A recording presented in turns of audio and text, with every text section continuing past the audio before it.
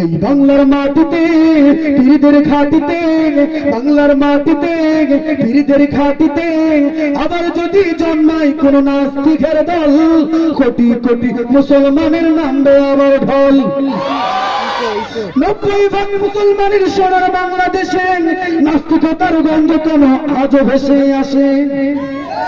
90% মুসলমানের সোনার বাংলাদেশে কাদিয়ানীদের গন্ধ কেন আজও ভেসে আসে?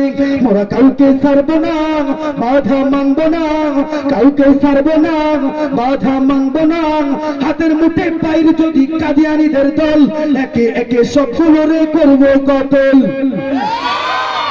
একটা কথা আপনাদেরকে মনে করিয়ে দিই, আমাদের এই জেলাটার নাম দিনাজপুর, পাশে একটা জেলা আছে ঠাকুরগাঁও, তার পাশে আমাদের পার্শ্ববর্তী একটা জেলা আছে পঞ্চগড়, ঠিক কিনা?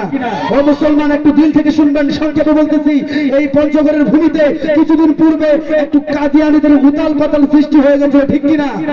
ইসলামের কাজ শুধু মুসলমানদেরকে দাওয়াত দেওয়া নয়, মুসলমানদেরকে যারা অশান্তিতে রাখতে চায়, এই মুসলমানদেরকে যারা কষ্ট রাখতে চায়, তাদেরকে দুমড়ে বঙ্গোপসাগরে ভাসিয়ে দিতে আমরা সর্বদাই প্রস্তুত। একটু ইমানে বলে বলেন, ঠিক কিনা? 90% মুসলমানের সোনার বাংলাদেশে কাদিয়ানীদের গন্ধ কেন আজও বেশি আসে? মোরা কাউকে ছাড়ব না, বাধা মানব না, কাউকে ছাড়ব না, বাধা মানব না। হাতের মুঠে পাইর যদি কাদিয়ানীদের দল, একে একে সবগুলোরে করব কতল।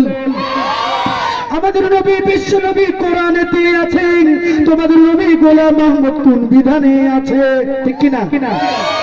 এর আগে একটা কথা আপনাদেরকে বলে দেই, নবী দাবি করেছিল গোলাম কাদিয়ানী, টয়লেটে সে পড়তে মরে সবাই আমরা জানি। নবী দাবি করেছিল গোলাম কাদিয়ানী, টয়লেটে সে পড়তে মরে সবাই আমরা জানি। তোদের তাই হবে মরবে সবে ডুবে, তোদের তাই হবে মরবে সবে ডুবে। জাহান্নামের টিকিট ছাড়া নাই রে সম্বল, বাংলা ছাড়ো রে কাদিয়ানীদের দল, বাংলা ছাড়ো রে নাস্তিকের দল। আমাদের নবী বিশ্ব নবী কোরআনেতে আছেন, তোমাদের নবী গোলাম মুহাম্মদ কোন বিধানে আছেন? আমাদের নবী বিশ্ব নবী হাদিসেতে আছেন, তোমাদের নবী গোলাম মুহাম্মদ কোন বিধানে আছেন? এই ভণ্ডামি ছেড়ে দেন, বাটপারি ছেড়ে দেন, ভণ্ডামি ছেড়ে দেন, বাটপারি ছেড়ে দেন। হাতের মুঠে পাইর যদি কাদিয়ানীদের দল, একে একে সবগুলোরে করব কতল। একটু করে বলেন, ঠিক কিনা? একে একে সবগুলোরে করব কতল।